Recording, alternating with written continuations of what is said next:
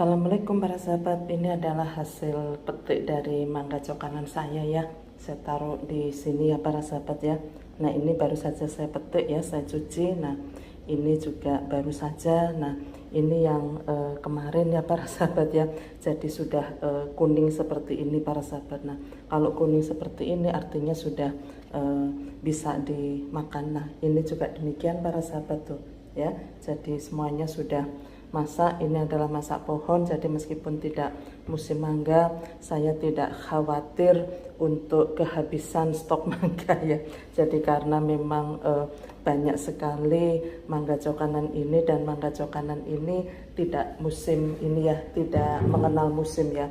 Jadi kapanpun dia akan bisa ini ya, bisa berbuah ya para sahabat ya. Nah ini sampai dengan hitam-hitam seperti ini. Jadi inilah hasil petik mangga cokanan saya para sahabat. Salam sukses.